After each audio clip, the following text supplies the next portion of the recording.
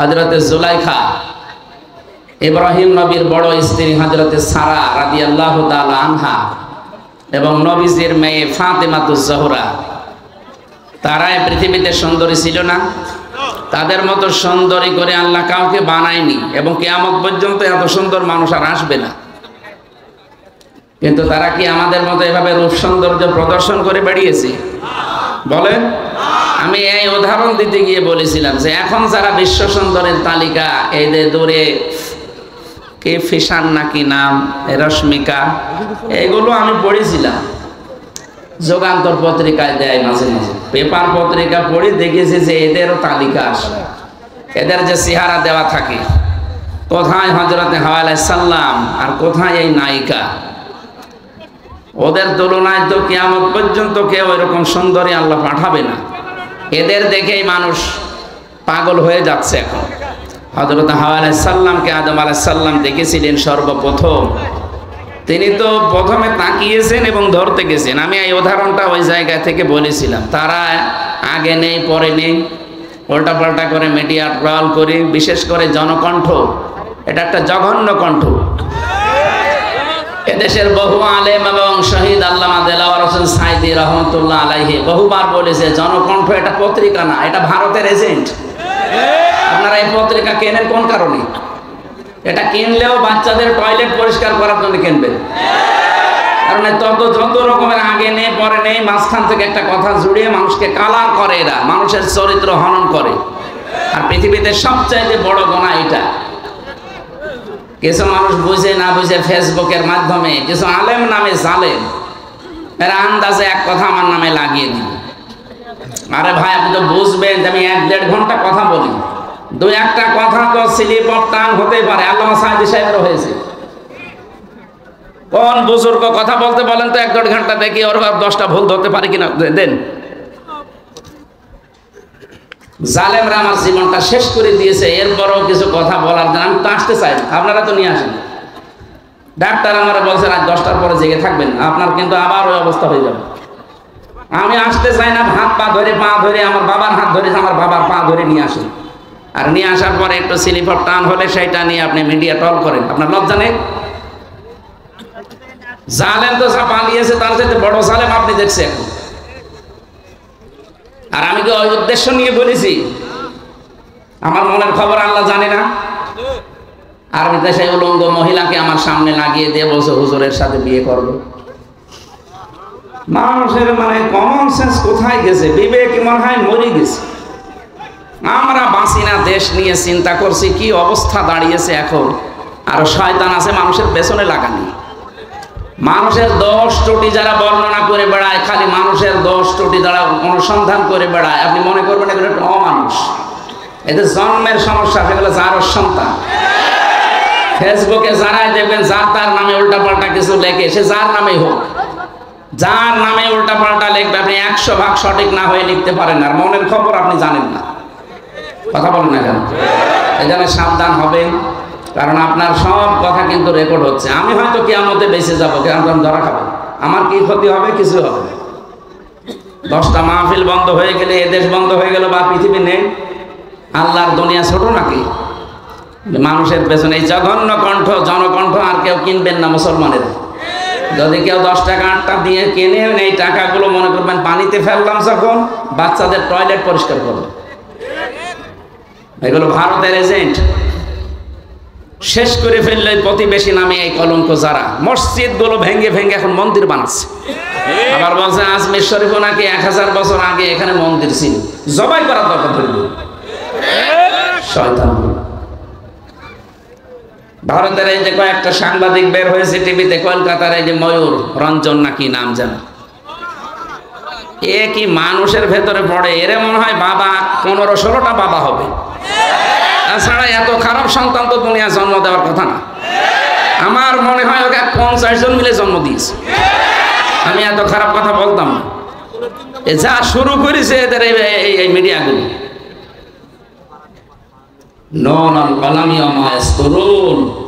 আল্লাহ তাআলা বলে সাবধান, আমি কিন্তু কলমের কসম করলাম এবং কলম দিয়ে মানুষ যা লেখে এইটারও কসম দিলাম। আপনি হয়তো থাকবেন না, আমিও আর 50 বছর পরে থাকবো না, কিন্তু এটা থেকে যাবে। আপনার এই মিথ্যা তথ্য তাম দুনিয়ায় ছড়াবে, যত ছড়াবে ওটা যদি সত্যিই মিথ্যা হয়, আপনি কবরে বসে বসে বাঁশ খাবেন, তখন কে দেখবে আপনাকে? আপনাকে আমি বাঁচাতে চাই, উল্টাপাল্টা কিছু করবেন, যে যা করছে তার জবাব সে দেবে, আপনি তার পেছনে লাগবেন কোন কারণে?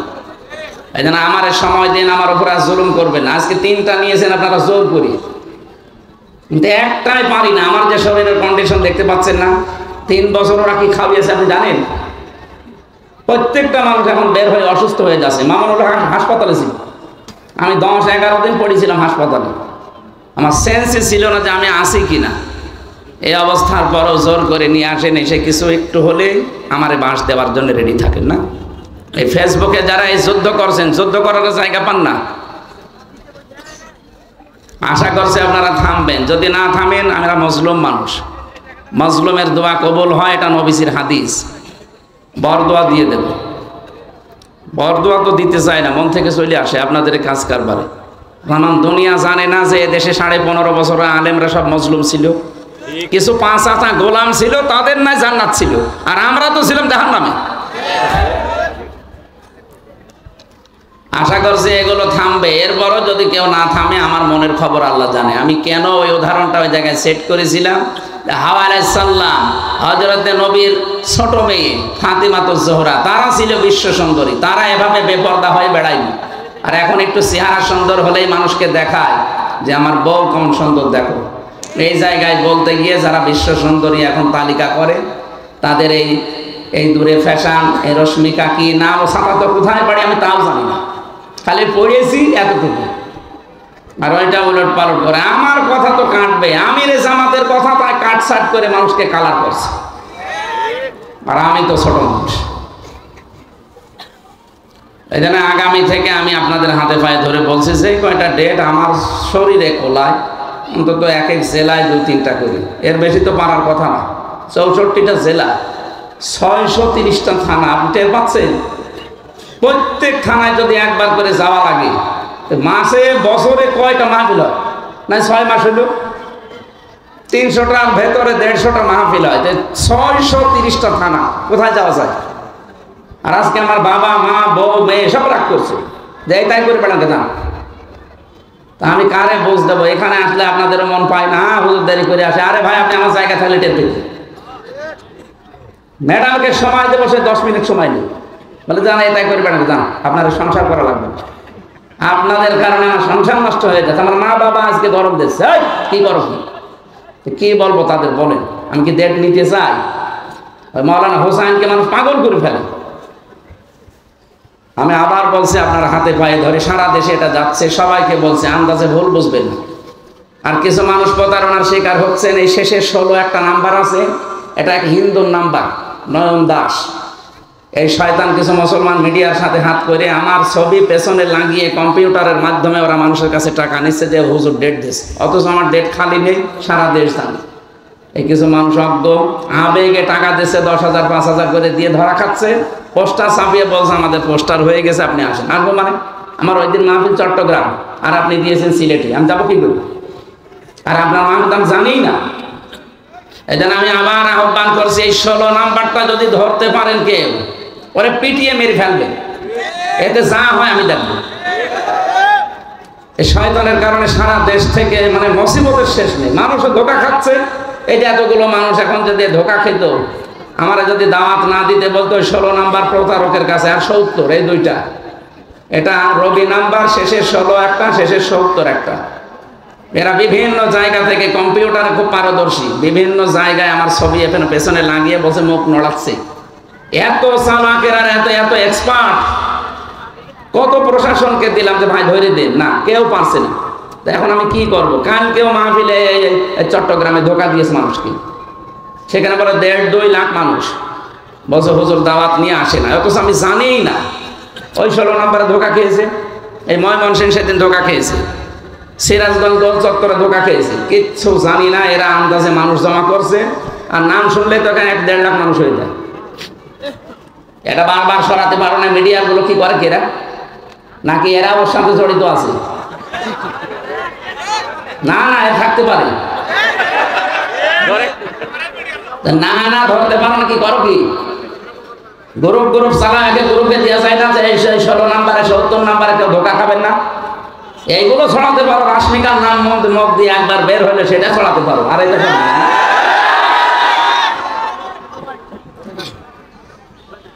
আমার মনে হয় এদের সাথে কেউ জড়িত আছে। তাছাড়া ও হিন্দু মানুষ। প্রশাসনকে একবার দিলাম কুষ্টিয়া সদর থানায়, উনি মোবাইল চেক করে এই নাম্বারটা, ওদের যে কায়দা আছে গোয়েন্দা বিভাগে, বলছে এটা নয়ন দাস বলে একজন, ওর বাড়ি হচ্ছে কুমিল্লা। তো ধরা যাচ্ছে না, কি করব আমি? কাউকে একটা টাকাও দেবেন না আমার নামে, একটা টাকা না, 4 আনা পয়সাও দেবেন। আমার বাবাও যদি বলে যে আমার বাবা কথা বলছে না, আমি টাকা পয়সা নেই না আগে থেকে, আপনি যা আসার পরে দেবেন এইটাই যথেষ্ট। যদি না দিয়ে বলেন যে আমাদের অসুবিধা, আমাদের দেওয়ার ক্ষমতা নেই, বলবেন চলে যান, খালি ভাড়াটা দিয়ে। তাই বলে আবার 10 টাকা ধরে দিয়ে না। দেখ, আমি বললাম আপনাদের সবাইকে সতর্ক করার জন্য, কাউকে টাকা দেবেন না, সে যেই হোক। আমি আবার বলছি, যদি আমার ছবিও দেখায় পেছনে ভিডিও, যে কথা বলেন না, বলবেন ধোকা। দরকার হয় বাড়ি যেয়ে যেটা ফাঁকা আছে নিয়ে আসবেন। কাউকে টাকা দেবেন না, আমি আবার বলছি, কাউকে টাকা দেবেন না। আজকেও 2 জন ধোকা খেয়েছে, 20-40 হাজার টাকা দিয়েছে ওই শয়তানকে, অথচ আমি কিচ্ছু জানি না। আমার যে কি রাগ ওর উপরে, সত্যি যদি আমি আল্লাহর নাম নিয়ে বলছি ওরা ধরতে পারি, আমরা জবাই করে ফের জেলে যাব। ও যা ক্ষতি করছে আমার একা না, আপনাদেরও। আর ওদের কত টাকা নিয়েছে, 5,000 10,000 করে মানুষের কাছে সারা দেশ থেকে। ওরা আমি সত্যি যদি কেউ ধরিয়ে দিতে পারেন, আমি 1 লক্ষ টাকা আপনাকে দেবো, 1 লাখ টাকা দেবো। আর আমি ধরতে পারলে তো সরাসরি 3 বার জবাই করে আমি ফের জেলে যাই বসে থাকবো। জান, আমার কপালে যা আছে হবে। নাম্বার ওই যে মিডিয়ার কাছে আছে না, মিডিয়া আজকে দিয়ে দেবেন প্রচার। শেষে 16 রবি নাম্বার 018, এরপরে কত কত আছে, শেষে 16, আর পরে 018 কত কত আছে মাঝখানে, শেষে 70। এই 2টা নাম্বারে সারা দেশ থেকে ধোঁকাবাজি করছে। আমি আল্লাহ রাস্তায় আপনাদেরকে সতর্ক করছি, ভাই আমার আর জ্বালাতন করেন না। এরকম প্রতিদিন 8-10 গ্রুপ আমার বাড়ি যায়। এমনি আমি গরিব মানুষ, আমার বাবারে জ্বালায়, আমার মারে জ্বালায়, আমার বউরে জ্বালায়, আমার শ্বশুরের হাত চেপে চেপে ধরে, এই দেখেন পোস্টার করেছি, অথচ আমরা কিচ্ছু জানি না। এই ধোঁকা দিয়ে দিয়ে সারা দেশ, বলে তো 630টা থানা, অন্তত 600 থানা থেকে যদি মানুষ যায়, একটা মানুষ মারে, আর নাস্তা আমি কোথায় পাবো? হ্যাঁ ভাই, প্রতিদিন আমার মনে হয় 200 লোকের নাস্তা করাটা লাগে, পাগল হয়ে যাবো না? অথচ যাওয়ার সময় তো কিছু নিয়ে যায় না। কোথায় আসছে সেই কক্সবাজার থেকে, সে ময়মনসিংহ থেকে কুষ্টিয়ায়, সকালবেলা যেয়ে বসে আছে। আমি কাল যশোর থেকে আসলাম ফজরের আজানের সময়, ফজরের নামাজ পড়ে একটু ঘুমিয়েছি। এই যে ফজরের নামাজ পড় থেকে কলিং বেল টিপা আরম্ভ হয়েছে। কোথায় কে বলে, এসেছে সেই চট্টগ্রাম থেকে, কেউ এসেছে ময়মনসিংহ, কেউ পটুয়াখালী, বরিশাল। 200 মানুষ। বললাম নিচে বসান। এবার নাস্তা কাটতে কাটতে আমার মায়ের হাত কেটে দিয়েছে। কত নাস্তা দেওয়া যায়? 200 মানুষকে যদি অন্তত 1 মুঠ করেও নাস্তা দেওয়া যায়, কত লাগে বলেন? আর ফল অত পাবো কোথায়? যা টাকা দেন আমার মনে হয় অর্ধেক ফলে চলে যাচ্ছে। আমি আশা করছি আর যেন না আমার বাড়ি, আমি মাপ চাচ্ছি ভাই, আর কেউ গেলে কিছু নিয়ে যে একেবারে খালি হাতে চলে যান। আপনারও তো লজ্জা থাকা দরকার, হুজুর এত ফল পাবে কোথায়? আর ফল কাটার জন্য 2 জন লোক লাগে। আমার শাশুড়ি আর আমার মা পাগল হয়ে গেল, বলছে তুমি এসব বাদ দাও। যাক, বেশি বললাম এটা প্রচার করার জন্য, কেউ যেন এরকম ধোঁকা খাবেন না। 16 নাম্বার আর 70 নাম্বার শেষে। আল্লাহ তুমি আমাকে আর আমাদেরকে সতর্ক হওয়ার তৌফিক দাও, আমিন। এটা যে সুন্দর করে সাজিয়েছেন, এটা যদি রাতের বেলা হতো, এর চাইতে ডবল মানুষ আসতো।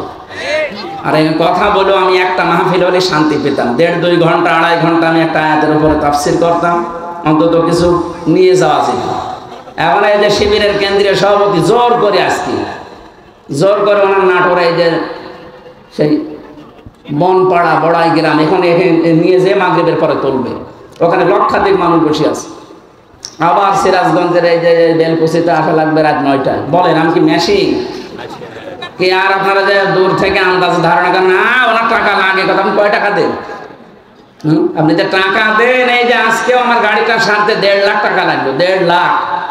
ওর কাগজ করতে 75,000 টাকা লাগবে, ড্রাইভারের প্রতি মাসে 20-25 হাজার টাকা দেওয়া লাগে। তা টাকা কি করবো না? আমার আরো বিভিন্ন কাজ আছে, সেই কাজগুলো করা লাগছে। একটা মাদ্রাসা বানানোর করছিলাম, 3 কোটি টাকা লাগবে, টাকা নেই। আমি একটা গ্রুপে কাজ করি, আকিজ গ্রুপে। যা লাগে তারা দেখছে, এই জন্য আমার কোনো সমস্যা নেই। তারা যদি বলতো না আমরা কিছু করতে পারবো না, আপনি ওইগুলো করে ফেলেন না, আপনি পারতেন না।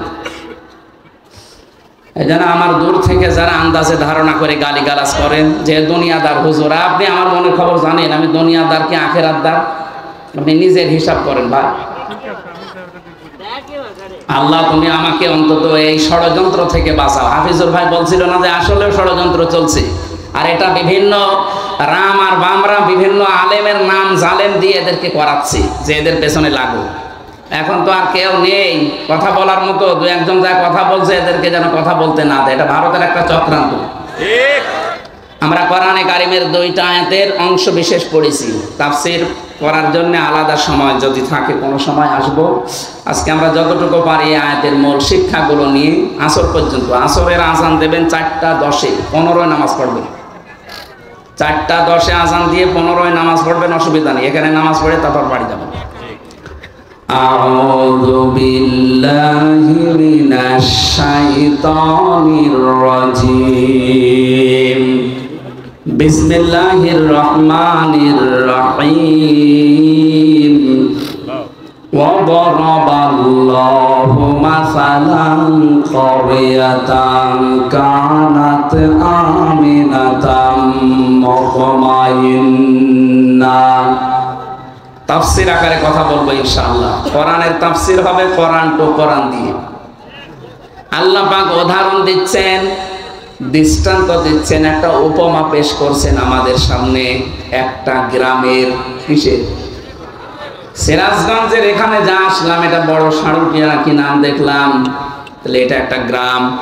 আপনি মনে করবেন এই গ্রাম সম্পর্কে আজকের আয়াত নাযিল হয়েছে, যদিও এটা নাযিল হয়েছে মক্কা। এই গ্রাম সম্পর্কে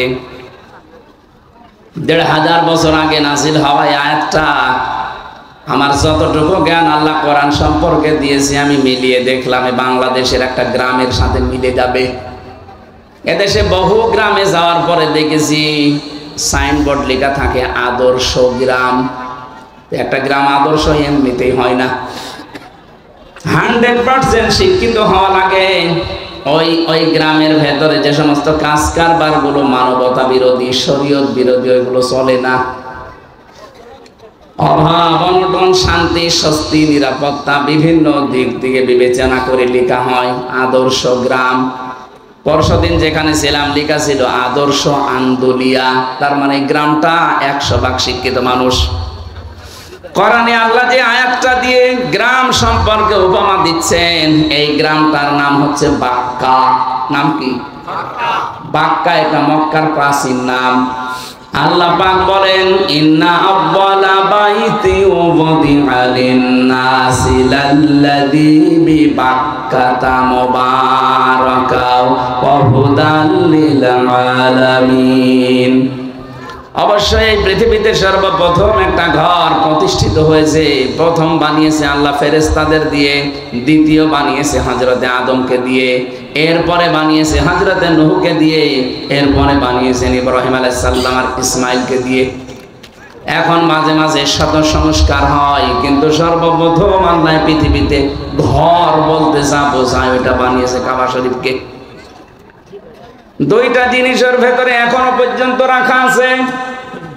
1 নম্বরে ফিহি মুবারাকান, এটা বরকতময় করে দিয়েছে আল্লাহ, কিয়ামত পর্যন্ত এটা বরকত দিয়ে ভরপুর থাকবে। মুবারাকান ও হুদান, এর ভেতরে আল্লাহ পথ নির্দেশিকা রেখেছেন লিল আলামিন, বিশ্ববাসীর জন্য। এবার আসেন তো আয়াত থেকে আল্লাহ আমাদের জানাতে চান কি? তাফসিরে মুফাসসিরিন ইকরাম লিখেছেন, আমি বহু তাফসিরে আয়াতের সাথে মিলিয়েছি। সব মুফাসসির লিখেছেন আমান দাখালাহু কানা আমিনা। এই কাবায় যদি কেউ প্রবেশ করে আল্লাহ তাকে নিরাপত্তা দিয়ে দেয়। খুব ভালো করে বুঝবেন, এখান থেকে শিক্ষা বের হবে। এই বাতাস কি করে দাও, জোরে দাও। হ্যাঁ, একটু জোরে দাও, 10 মিনিট, তারপর বন্ধ করুন।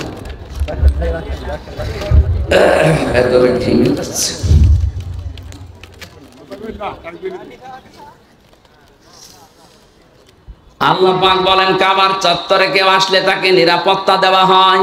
আমার প্রশ্ন, এই বাংলাদেশ কি কাবা শরীফ? কথা বুঝে বললেন? এই দেশ তো আর কাবা শরীফ না। এখানে কাবা শরীফের কি আছে বলেন? কিছুই নেই না। মসজিদ আর কাবা আলাদা। কিয়ামতের দিন কাবা শরীফ শুধুমাত্র ইঞ্জিন হয়ে জান্নাতে যেতে থাকবে। ইঞ্জিনের সাথে যেমন বগি থাকে, তামাম দুনিয়ায় যত জায়গায় মসজিদ আছে, এই মসজিদে যারা সেজদা দেয় তাদেরকে প্যাসেঞ্জার করে ওর সাথে আল্লাহ বগি বানিয়ে দেবেন। আমি যদি এখন মসজিদ ভিত্তিক জীবন গঠন না করি, মসজিদের সাথে আমার যদি সম্পর্ক না থাকে, ওই দিন ওই বগির ভেতরে আমি উঠতেও পারবো না, জান্নাতেও যেতে পারবো না। কথা বলেন না কেন? বিশ্বনবী জানিয়েছেন কিয়ামতে যে কঠিন ভয়াবহ অবস্থা আল্লাহ বানাবে। মানুষ ঘামের ভেতর অনেকে হাবুডুবু খাবে। দুধের বাচ্চার কথা সন্তানের মা ভুলে যাবে। মহিলাদের দৃশ্য দেখার পরে পেট ফেটে সন্তান বের হয়ে যাবে। এত কঠিন অবস্থা আমি তৈরি করব, কিন্তু এর ভেতরে 7 প্রকার মানুষকে যে আমার আরশের ছায়ায় স্থান দেব, তার 4 নম্বরে তারা যাদের সব সময় মসজিদের সাথে অন্তর লটকানো থাকে। তার মানে নামাজে গেলে নামাজ শেষ হলে বের হতে মন চায় না, কিন্তু কর্মজীবনের জন্য বের হওয়া লাগে। যখনই কর্মজীবনে যায়, নামাজের সময় হলে আবারও যেন ছটফট করে আবার আল্লাহকে সেজদা দেওয়ার জন্য চলে আসে। এরকম মন যদি কারো তৈরি হয়, কিয়ামতের দিন ওই লোকটা আল্লাহর জান্নাতে আরশের ছায়ার তলে স্থান পাবে। মাছের কলিজা দিয়ে আল্লাহ তাকে খাবার খাওয়াবে। এবার আমি যে উদাহরণটা নিয়ে এসেছিলাম, এবার দেখেন তো। আল্লাহ পাক বলেন, অমান দাখালাহু কানা আমিনা। হে নবী, আমি কিন্তু কাবাকে নিরাপত্তা দিয়ে ঢেকে রেখেছি। আমাদের দেশটা যেহেতু কাবা না, এদেশকে যদি কাবার মতো নিরাপত্তা দিতে হয়, কোরআনে কারিমে সূরা আনআম 7 নাম্বার পারা 17 নাম্বার পৃষ্ঠা 1ম নাম্বার লাইনের 82 নাম্বার আয়াতে দলিল দিয়েছেন। ওইটা যদি আমরা সত্যিই মেলাতে পারি, পুলিশ পর্যন্ত আপনার সিরাজগঞ্জে 14 জন না 13 জন মারা গেছে, পিটিয়ে মেরে ফেলেছে মানুষ। কুষ্টিয়াতে আমার বাড়ির আশপাশে অনেক পুলিশ ভাড়া থাকতো, তো কোথায় যে গেছে এখনো পর্যন্ত ফিরে আসেনি। ওরা জানে, ওর পরিবারও জানে না ও কোথায় আছে। পুলিশ পর্যন্ত নিরাপত্তা পায়নি ওই সময়। আল্লাহ পাক এবার কি জানিয়েছেন দেখেন, আপনার জীবনে মেলে কিনা। আল্লাযীনা আমানু ওয়া লাম ইয়ালবিসু ঈমানাহুম বিযুলমিন উলাইকা লাহুমুল আম ইলা আখিরি আয়াত। এখানে যারা আরবি বোঝে, উলাইকা এটা ইসমে ইশারা। আল্লাহ যারা এভাবে আঙ্গুল দিয়ে বাংলাদেশের দিকে মনে হচ্ছে দেখাচ্ছে, এই কারণে দেশে কোরআন শরীফ আছে না? বলেন বলেন। যেখানে কোরআন আছে তাদেরকে দিয়ে আল্লাহ যারা ইঙ্গিত দিচ্ছেন, যারা ঈমান আনবে আর ঈমানের সাথে জুলুমকে মিশ্রণ করবে না। এখানে জুলুমের ব্যাখ্যায় লেখা আছে, জুলুম মানে শিরিক। জুলুম মানে কি? তাদের ঈমানের সাথে যারা শিরিক মিশ্রণ করবে না, সে নারী হোক আর পুরুষ হোক, আল্লাহ গ্যারান্টি দিচ্ছেন, উলাইকা লাহুমুল আমনু, এরাই নিরাপত্তার হকদার। আল্লাহ যে নিরাপত্তা দেবে, কাদের দেবে? আল্লাহর হক তাদের উপরে নিরাপত্তা দেওয়া, যে মানুষগুলো তাদের ঈমানের সাথে জুলুম শিরিককে মিশ্রণ করবে না। আর যেটা সবচাইতে বেশি বাংলাদেশ, ভারত আর পাকিস্তানে, আমাদের ঈমান আছে কিন্তু আমাদের ঈমানের সাথে শিরিক মিশ্রিত, আর আমাদের আমলের সাথে বেদাত মিশ্রিত। এই কথা বলেন না কেন? আখলিস দীনাকা ইয়াকফিকাল আমালুল কলিল। তোমার ঈমানটা খাঁটি করো, শিরিক মুক্ত করো। বেশি আমল করার দরকার নেই, অল্প আমল করলে ওটা যদি বেদাত মুক্ত হয়, আল্লাহ তোমাকে জান্নাতের জন্য যথেষ্ট বানিয়ে দেবে। এই জন্য কোরআনে যেখানে আমলের কথা দেখবেন, বেশি বেশি আমল করে কথা আল্লাহ দেয়নি। কোরআন শরীফে যেখানে আমলের কথা আছে, কাজের কথা আছে, কাজটা বেশি করে করো না, কাজটা ভালো করে করো।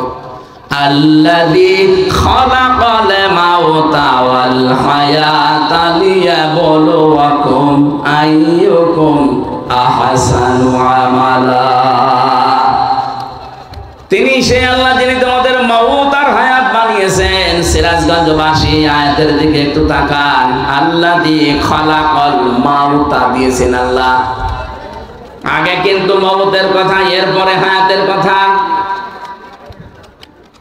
আপনারা শুনছেন? কোন দিকে তাকিয়ে আছে? খালাকাল হায়াতা ওয়াল মাউতা আল্লাহ দেয়নি, আল্লাহ দিয়েছেন আগে মউত এরপরে হায়াত। এটা দিয়ে আমাদেরকে বোঝাতে চাই, বান্দা তুমি যত উপরে ওঠো না কেন এই বিশ্বাস নিয়ে থাকবা যে মরা লাগবে। কি করা লাগবে? এই জন্য মরণের কথা আল্লাহ আগে দিলেন, পরে দিলেন হায়াতের কথা। এখন হায়াত কি? আমরা অনেকেই মনে করি হায়াত মানে আমরা যেটাই আছি এইটাই না। 5 প্রকার হায়াত। তাফসীরের ভেতরে আমি বেশি হায়াত হয় 5 প্রকার। 1 নম্বরে আরমে আরওয়া, রুহের জগতের যে হায়াত, এটা আমরা পার করে ফেলেছি। কথা বলে না কেন? এরপরে আলমে পুতুর, মায়ের পেটের জগৎ, এখানে আমরা 10 মাস 10 দিন পার করে ফেলেছি। এখন যেটা আছে আলমে দুনিয়া, এই পৃথিবীর জগৎ, এইটাই আমরা এখন রানিং আছি। সামনে এখনো 2টা বাকি আছে, আলমে বারজাখ, কবরের জগৎ, আর একেবারে 5 নাম্বারটা আলমে আখিরাত, পরকালের জগৎ। তার আগে 2টা শেষ, পরে 2টা আছে, মাঝখানেরটায় আছে। তার মানে মাস্ট বি আমাদেরকে পরের 2টায় যাওয়া লাগবে। কুল্লু নাফসিন যায়িকাতুল মাউত ওয়া ইন্নামা তুওয়াফাউনা উজুরাকুম ইয়াওমাল কিয়ামাহ ফামান যুহজিহা আনিন নার ওয়া উদখিলাল জান্নাতা ফাকাদ ফাজ। রব্বুল আলামিন বলেন সূরা আলে ইমরানের 185 নাম্বার আয়াতে আছে, প্রথম অংশে প্রত্যেকেই মারা যাবে। প্রত্যেকেই মারা যাবে, হয়তো 2 দিন আগে 2 দিন পরে। প্রতিটি মানুষকে তার উজুরত, তার পারিশ্রমিক, যেটা তার পুরস্কার এনাম, আমি কিন্তু পরিপূর্ণ করে দেব তার হাতে ধরিয়ে। এই যে নে, যা করেছিস এইটা। শুধু এতটুকুই না, এটা তো আখিরাতের সাথে বলছি, দুনিয়ার বিষয়টা সামনে আসবে। 3 নম্বরে আমি আল্লাহ যাকে আমার জাহান্নামের আগুন থেকে মাফ করে জান্নাতে দিয়ে দেব, এই লোকটার জীবন সফল। এটা একটা ব্যাখ্যা। 2 নাম্বার ব্যাখ্যা কি? ফামান যুহজিহা আনিন নার ওয়া উদখিলাল জান্নাতা ফাকাদ ফাজ। যেই লোকটা কি আসরের আযান দিছে, একজন শুধু জবাব দিয়ে দিন, আজানের হয়ে যাবে। আল্লাহ রাব্বুল আলামিন জানিয়েছেন, যে লোকটাকে আমি তৌফিক দান করে যে আস্তে আস্তে জাহান্নামের কাজগুলো ছাড় দিতে থাকে, ছেড়ে দেয়, আর জান্নাতের কাজগুলোর দিকে এগিয়ে যেতে থাকে, এই লোকটার জীবন সফল। আপনি বলেন তো, আপনি কি জাহান্নামের কাজগুলো আস্তে আস্তে ছেড়ে দিতে পারছেন? জান্নাতের কাজের দিকে একটা একটা করে আপনি এগিয়ে যেতে পারছেন? যদি পারেন, বুঝবেন আপনার জীবন সফল। ও ভাই, আমার হায়াতুদ দুনিয়া ইল্লা মাতাউল গুরুর। দুনিয়ার এই জীবনটা কিন্তু খেলাধুলা। কে বলছে? আল্লাহ। এটা একটা ধোঁকা। আপনার সন্তান আদি এটা ধোঁকা, আপনার ছেলে মেয়ে, স্ত্রী, বাবা মা ধোঁকা। এটা যতদিন আপনি উপলব্ধি করে মেনে নিতে না পারবেন, এই ধোঁকা থেকে বের হতে পারবেন না। আল্লাহর কসম, আল্লাহ বলছেন এগুলো সব ধোঁকা। আয়াতে আমি একটা প্রমাণ পেয়েছি ধোঁকা কেন, একটা উদাহরণ দিয়েছেন। এখান থেকে যারা আমরা বসে আছি, 200 বছর পরে যদি রফিক না এই ভাই যদি 200 বছর পরে ফিরে আসে এই পৃথিবীতে, উনি মনে করেন আর 50 বছর পরে মারা গেল, 200 বছর পরে ফিরে আসলো, যে বাড়িতে উনি বাস করে, ওনার বাড়ি যদি 2 তলা 3 তলা হয়, এসে যদি বলে কারা আছে বাড়িতে, এ বাড়ি কিন্তু আমি বানিয়েছিলাম, যারা ওই বাড়িতে বসবাসকারী ওই সময় থাকবে, তারা বলবে কে আপনি? ভান্ডামি করার জায়গা পান না, আপনার মনে থাকার জায়গা নেই, এই জন্য এসে পরিচয় দিচ্ছেন। আপনার যদি একেবারে জায়গা না থাকে, আমাদের মসজিদ আছে, বারান্দা খোলা আছে, ওখানে রাত্রে থেকে কে পড়েন, কোনোদিন আমার এখানে আসবেন না। বলেন তো এই কথা বলবে কিনা? এক কথা বলছেন না কেন? 100 ভাগ বলবে। আপনি মরে দেখেন, আমার 3 পুরুষের পরে আমার আর জানা নেই। আমার বাবার নাম রিয়াজউদ্দিন, তার বাবার নাম জাহান আলী, তার বাবার নাম নমাজ আলী। এরপরে আমি আর জানি না, সত্যি আমি আর জানি না। এরপরে যে কারা আছে আমি জানি না, ওটা কি হিন্দু ছিল না কি ছিল তাও জানি না। বলেন তো, আমার মতো মানুষ এই 3 পুরুষের পরে আমার আর মনে নেই। এখন ওই নমাজ আলী সর্দারের বাবা যিনি কি ছিল যেহেতু আমি জানি না, উনি যদি এখন এসে কুষ্টিয়ায় বলে এই বাড়ি আমার, এই ভিটা আমার, দাঁত মুখ কেটে ফেলবো না? এই কথা বলছেন কিসের নমাজ আলীর বাপ আপনি? আমি তো নমাজ আলী পর্যন্ত জানি, এরপরে আর জানি না। এমনকি আমিও যদি 200 বছর পরে ফিরে আসি, আমার যে মেয়ে আছে, মেয়ের ছেলে আছে, ছেলের ছেলে আছে, 3 পুরুষ মাত্র। 3 পুরুষের পরে আমির হামজা কি তারাও জানবে না। কথা বলেন না কেন? আল্লাহ বলেন এই যে এরকম একটা ধোঁকা, এই ধোঁকায় পড়ে আছো তুমি। আমার মনে হয় জীবনের শেষ প্রান্তে যারা পৌঁছে গেছে তাদের তো এটা উপলব্ধি হওয়ার কথা আরো বেশি। এই যে মুরব্বীর দুনিয়ার সব কিছুই তো এতদিন পর্যন্ত 60, 70, 80 বছর দেখেছে। কি মনে হচ্ছে ওনার যে একটা জীবন ছিল আমার কাছে, ওটা এখন স্বপ্নের মতো মনে হয়। এখন যেটা আছে এটা শুধু আকাঙ্ক্ষা, এটা পাবো, ওইটা পাবো, ওইটা পাবো, খালি এই ধান্দায় আছে। আর সামনে যেটা আছে এটা একটা স্বপ্ন। এটা কি ওনার এখন যদি 80 বছর বয়স হয়, আগের এই পুরো 80 বছরটা ওনার কাছে আসলে কিন্তু দুনিয়ার জীবনে এটা প্রত্যেকের জন্য। এটা যতদিন আপনি না বুঝবেন ততদিন আপনার জীবনকে আপনি পরিচ্ছন্ন করতে পারবেন না। এই জন্য আমার আল্লাহ কাজের কথা দিলে দেখবেন সেখানে ভালো কাজ করো বা ভালো করে করো এরকম কথা দিয়েছেন। বেশি বেশি কাজ করে কথা নেই। আমাদের ঈমান যা আছে, ঈমানের ভেতরে আমরা শিরিক প্রবেশ করিয়ে নষ্ট করে ফেলেছি। আর আমল যা আছে টোটা ফাটা, আমলের ভেতরে বেদাত প্রবেশ করিয়ে আমলটাকে আমরা শেষ করে দিয়েছি।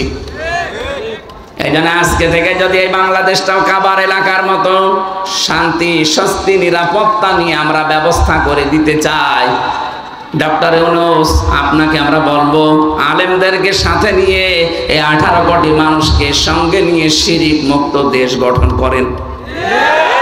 আমল আমরা যে যাই কাজ করি, আমাদের কাজের ভেতরে, আমলের ভেতরে যেন বেদাত না প্রবেশ করে। আপনি এইটা দেখেন, কারণ আপনিও তো কয়দিন পরে মরবেন। আপনিও মুসলমান, আমরাও মুসলমান। অন্যান্য জাতি যারা আছে তাদের ধর্ম তারা নির্দ্বিধায় পালন করবে, কোনো অসুবিধা নেই। কথা বলেন না? কিন্তু তারা আমার নামাজে বাধা দিলে ছাড় নেই, এমনকি তাদের পূজায় বাধা দিলেও যেন আমাদের না ছাড়া হয়। প্রতিবেশীর নামে এতদিন পর্যন্ত বিশ্বের মানুষকে যারা জানিয়েছে বাংলাদেশে সংখ্যালঘু নির্যাতন হয়, এটা এখন বিশ্বে বিভিন্ন দেশ প্রমাণ করছে সবচেয়ে বেশি সংখ্যালঘু নির্যাতন হচ্ছে ভারতে। ওরা বাবরি মসজিদ ভেঙে ফেলেছে বিভিন্ন দোহাই দিয়ে, যে এখানে নাকি রাম মন্দির ছিল। আরে ভাই, ঢাকার স্বামীবাগের কি ইসকন মন্দির। এখন যদি আমরা এই দেশে 96% মানুষ আওয়াজ তুলি, জানাই এখানেও 500 বছর আগে আমাদের মসজিদ ছিল, আমরা এটা ভেঙে মসজিদ বানাবো, আপনি মরবেন। আমাদের ধর্মে যেহেতু এটা শেখায়নি আমাদেরকে, লা ইকরাহা ফিদ্দীন, ধর্মে বাড়াবাড়ি নেই, আছে জোর জবরদস্তিও নেই। আমরা দাওয়াত দেই আপনাকে এই উগ্রবাদী এই আচরণটা বন্ধ করেন। ইসকনের নাম নিয়ে যা হচ্ছে এটা কিন্তু একেবারে অরিজিনাল হিন্দু না, খাঁটি হিন্দু এরা না। এদের আসল হচ্ছে ইহুদি। ওদের যে প্রভুপাদ আছে, যেটা প্রতিষ্ঠাতা, ওইটা ইহুদি। ও চার্চে লেখাপড়া করেছে খ্রিস্টানদের।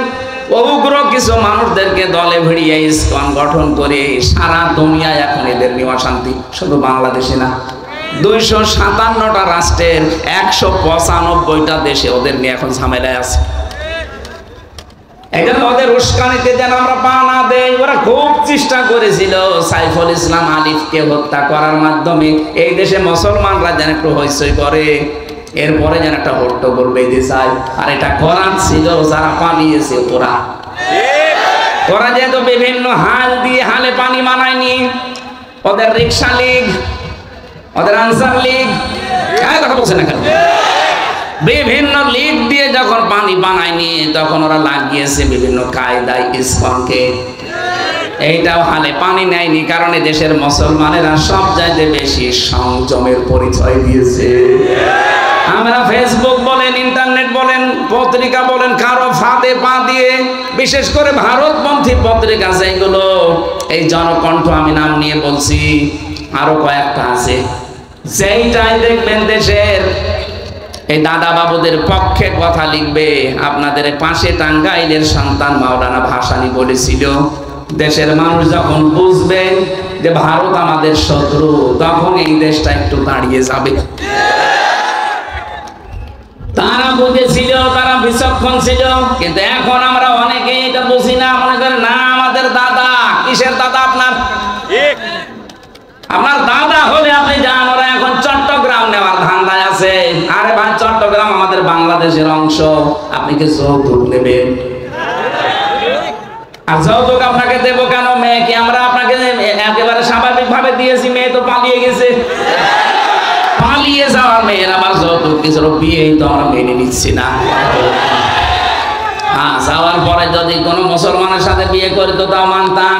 এমন লোককে স্বামী স্ত্রী এ পরিচয় দিচ্ছে, 15.5 বছরে পরিচয় দেয়নি যে আমাদের স্বামী স্ত্রীর সম্পর্ক। তো যদি স্বামী হয়, অত ফুল হাতা হাফ হাতাও না।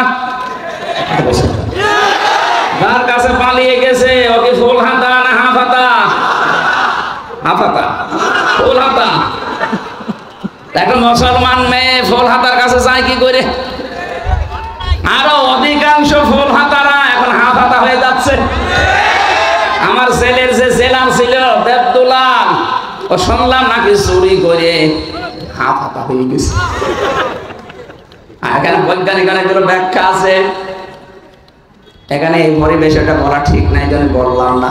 আজ ওরা গোপনে গোপনে অনেক ফুল হাতা হাফ হাতা হয়ে যাচ্ছে, আর আপনি কাজ আর পেলেন না, চলে গেলেন আপনি হাফ হাতার কাছে। আর পালিয়ে যাওয়ার মেয়ের যৌতুক কিসের বিয়ে আমরা এখনো মেনে নেইনি। বাবা মা আত্মীয় স্বজন যদি বিয়ে মেনে না নেয়, পালিয়ে যাওয়া মেয়ের যৌতুকের প্রশ্ন আসে।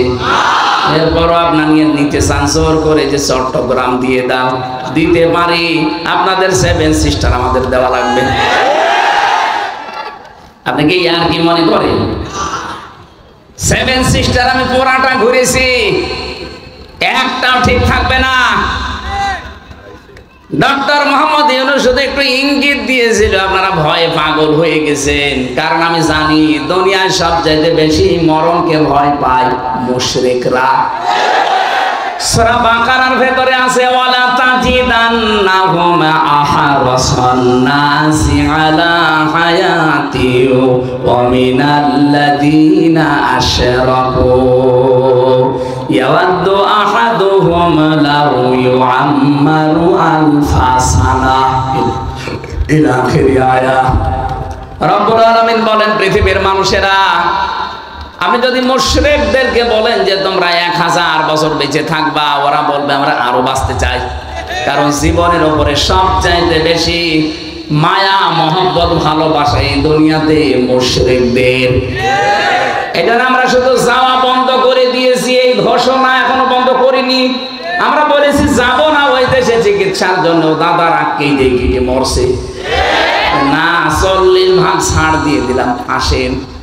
না তো আমার মা আমরা না খেয়ে মরে যাব, কারণ মরা ওদের কাছে তো কঠিন। আর আমরা যারা মুসলিম তামাম দুনিয়ায় 200 কোটি, আমাদের মরণ কঠিন না, আমাদের মরণ হাদিয়া। আমরা বিশ্বাস করি দুনিয়ার এই নশ্বর পৃথিবী ছেড়ে যেতে পারলে আমার আল্লাহর বানানো জান্নাত রেডি হয়ে আছে। কাদের জন্য? সূরা নাহাল, এটা 32 নম্বর আয়াতের তাফসিরে পাবেন, ভালো করে মিলাবেন এটা। আল্লাযীনা তাতাওয়াফাহুমুল মালাইকাতু তাইয়্যিবিনা ইয়াকুলুনা সালামুন আলাইকুম উদখুলুল জান্নাতা বিমা কুনতুম তা'মালুন। বলেন আল্লাহু আকবার। পৃথিবীর মানুষেরা যারা মরণের বিছানায় আছাড় খেয়ে পড়বে, এদের যদি এই যে তজ্জিবিন আছে, আমি তাফসিরে দেখেছি তজ্জিবিন মানে শুধু পোশাক পবিত্র, শুধু শরীর পবিত্র না, আপনার বিশ্বাস, আপনার আকীদা, এই যে আকীদা মানে আপনার ঈমান, এটার পবিত্রতা শিরিক থেকে, বেদাত থেকে আপনি করবেন। আপনার বিশ্বাস আপনি পবিত্র করবেন শিরিক থেকে, কুফরি থেকে। তাহলে বিছানায় যখনই পড়বেন, মরণের বিছানায় আছাড় খেয়ে, একটা দুইটা না, মালাইকা বহু বচন দিয়েছেন, নারী হোক আর পুরুষ হোক, লক্ষ লক্ষ ফেরেশতারা এসে ওয়েলকাম জানাবে, সালামুন আলাইকুম উদখুলুল জান্নাহ, প্রবেশ করো, ওই যে জান্নাত দেখা যাচ্ছে। এইটাই তো জীবনের সফলতা। চোখ বন্ধ হওয়ার সঙ্গে সঙ্গে যদি আমার বিশাল ঠিকানা যেটা জান্নাত, যার শুরু হয়ে গেছে কোনোদিন আর শেষ হবে না, এইটা যদি সত্যি আমরা দেখতে পাই, আমাদের জীবন সফল। কথা বলে না কেন? আল্লাহ পাক আমি যে আয়াত পড়েছিলাম, এখানে কিন্তু এইটার সাথে যোগ সংযোগ আছে। আদারাবাল্লাহু মাসালান ক্বরিয়াতান কানাত আমিনাতাম মুতমাইন্না। কাবার মতো এই বাংলাদেশকে নিরাপত্তা দিতে চাইলে এক নম্বরে আমাদের কাজ হবে, দেশে আমরা যেন শিরিক না করি, অন্তত আমরা যারা মুসলিম। কথা বলে না কেন? ব্যক্তি থেকে শুরু করে, পরিবার থেকে শুরু করে, সমাজ এবং রাষ্ট্রে শিরিক যেন না হয়। কারণ শিরিক হলে আল্লাহ এত বেশি রেগে যায়। এখন যদি এই ভাই যে বাড়িতে দেখে ওনার স্ত্রীর কাছে পাশের গ্রামের একজন শুয়ে আছে, কিছু করেন, এমনি শুয়ে আছে, উনি যত ভালো মানুষ হোক আর আমি যত ভালো হই, যে বউকে ছাড়বে কেউ? আমার মনে হয় যদি হাতে দাঁত থাকে এক কপি আলাদা করে ফেলবে, আর বাংলায় গালি দেবে। আমি গালি দিতে পারলাম না। আপনি বলেন তো, ওনার বউ উনি খালি কি করেছিলেন? কবুল, এতটুকু একটা শব্দ নিয়ে বাড়িতে নিয়ে আসলেন, তাও তো পুরা চাহিদা উনি পূরণ করতে পারেন না। কারণ মানুষের জীবনের পুরা চাহিদা পূরণ করা আল্লাহ বাদে সম্ভব। কথা বলে না কেন? ওনার বউকে উনি কোনোদিন অক্সিজেন দিয়েছে? কথা বলে না কেন? একটা মানুষ প্রতিদিন অক্সিজেন কিনে যদি বেঁচে থাকা লাগে, প্রত্যেক দিন কমপক্ষে 12,000 টাকার অক্সিজেন লাগবে ঘন্টায়। কত? আপনি হাসপাতালে গিয়ে খবর নেবেন, আমার সঠিক তথ্যটা মনে নেই, ঘন্টায় মনে হয় কমপক্ষে যারা অক্সিজেন নিয়ে বেঁচে থাকে, এভাবে 24টা ঘন্টা উনি তো অক্সিজেন বউকে কিনে দেয় না। হয়তো জীবন চলার জন্য আনুষঙ্গিক যা আছে ওইটা কিনে দিয়েছে, বাড়িতে থাকার একটা ব্যবস্থা করেছে। এতটুকুর জন্য যদি অন্য মানুষ ওনার স্ত্রীর কাছে থাকলে এত রেগে যায়, স্বামীর কাছে অন্য কোনো মহিলা থাকলে স্বামী স্ত্রী যদি রেগে যায়, আল্লাহ বলেন বীর্য থেকে শুরু করে এরফিক পর্যন্ত পুরাটাই আমি বানিয়েছি, কারো দায়িত্ব ছিল না। বীর্য থেকে শুরু করে চেয়ারে বসিয়ে রেখেছি, পুরাটাই আমি আল্লাহ। আমার মা বাবা শুধু বিছানায় ছিল, এতটুকু শেষ। বাকি যা করার আমি আল্লাহ করেছিলাম, নেই থেকে তোরে আমি চেয়ারে বসালাম হামজা। এখন যদি দেখি আমার সাথে তুই অন্য কাউকে যোগ করিস, তখন আমি আল্লাহ ওই স্বামী ওই স্ত্রীর মতো রেগে যাই। এটা না, আল্লাহ কিন্তু রেগে যাবে শিরিক করলে। আপনি আর যাই করেন, হয়তো আল্লাহ ইচ্ছা করলে মাফ করে দেবে, কিন্তু শিরিক করলে কোনো মাফ নেই। এই জন্য শিরিক যারা করে তারা দেশকে গজবে ফেলে। 15.5 বছরে কিন্তু শিরিকের কারখানা তৈরি করেছিল মূর্তি বানিয়ে। কত কোটি কোটি টাকা খরচ করে বানালেন, কি হলো? এই যে গতকালকে সিরিয়া বিজয় হয়ে গেছে, যার মূর্তি ছিল এই বাশার, কি নাম যেন, বাশার আল আসাদ। এই শয়তানের মূর্তিগুলো এখন আমাদের যেমন ভেঙে ফেলেছিল, ওরটাও ভাঙতেছে। কি হলো আপনার? 15.5 বছরে কি করলেন? এতগুলো টাকা খরচ করে মূর্তি বানিয়ে, এত টাকা খরচ করেছিল এই পাথরের মূর্তি বানাতে। আমার কুষ্টিয়ায় যেটা ভেঙেছে, শয়তান এত শক্ত, ভাঙা যাচ্ছিল না, শেষে এই বেগু দিয়ে এসে ভেঙেছে। সারা দেশের অবস্থায় একদিনের ভেতরে সব শেষ, ওদেরটাও শেষ হচ্ছে।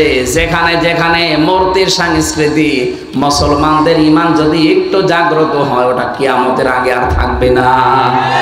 এজন্য আগামীতে যারা আসবেন, অনেকে ধান্দায় আছেন আমরা আসি, আপনারাও যদি করেন হয়তো 5 বছর থাকলেন, তারপরে জনগণ যখন জেগে উঠবে আপনারটাও বড়ি গঙ্গায় ফেলবে।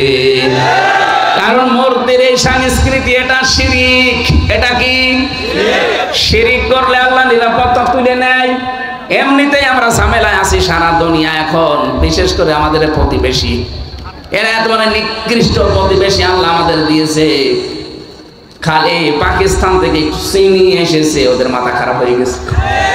তুরস্ক থেকে একটু জিনিস আসে, ওদের মাথা খারাপ হয়ে যায়। চীন একটু সাপোর্ট দেওয়ার জন্য বলছে আমরা আছি, ওদের মাথা খারাপ হয়ে গেছে। কেন? প্রতিবেশে তারা খুশি হওয়া দরকার, জানতো আমার পাশের বাড়ির লোকটা একটু আরামে আছে। আর আপনাদের মাথা খারাপ হয়ে গেল কোন কারণে? পাশে যতগুলো রাষ্ট্র, বিশেষ করে পাকিস্তান, আফগানিস্তান, নেপাল, ভুটান, চীন, মায়ানমার, একটার সাথে ওদের সম্পর্ক ভালো না। আপনি দেখেন, একটার সাথে ওদের সম্পর্ক ভালো না। এতগুলো দেশ সব ভারত ছাড়া চলতে পারছে, বাংলাদেশও ভারত ছাড়া চলতে পারবে, কোনো অসুবিধা নেই। এই কথা বলে না কেন? না খেয়ে মারা যাবো কোনোদিন, এই মুশরিকদের পাঁচাটা গোলামি করা যাবে না।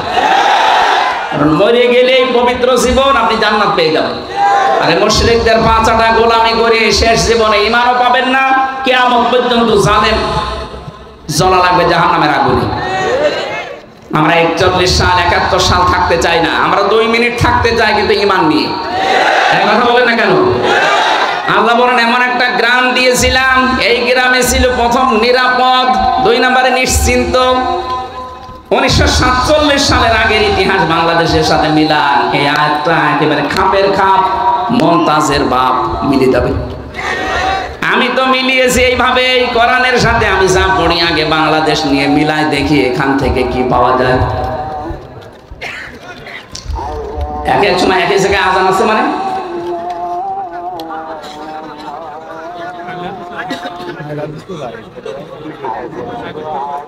হাইলে হাদিস হোক আর যাই হোক, আজান তো আমার মনে হয় এক সময় হওয়া দরকার। এটা ঠিক টাইম না? ঠিক আছে। এই ড্রাইভার, এখন যেহেতু মাগরিব পড়া লাগবে, সেই বনপাড়া রাজাপুরেছে, ওখানে মাগরিবের পরে খাবার যদি এরা দেয় তো একটা টিফিন বাড়িতে নিয়ে আমি যাওয়ার সময় খেতে খেতে যাই, কারণ সারাদিন আমার খাওয়া নেই। এখন লজ্জার খাতিরে কি বলবো, সময় তো পাবো না। কারণ দেখ 10 মিনিট হোটেল থেকে খাবার কিনবো, 10 মিনিট 10 কিলো চলে যাবো। এদেরকে বলেন যে খাবার যদি দিতে চান একটা টিফিন বাড়িতে দেন, আমরা বসে বসে গাড়িতে খাবো। আর যদি না দিতে চায়, আমার ওই পাউরুটি কলা খেয়ে থাকা লাগবে আজকের মতো। সম্মানিত ভাইরা, আমি হাত জোড় করে মাফও চাচ্ছি, ক্ষমা চাচ্ছি। আজকে পুরাটা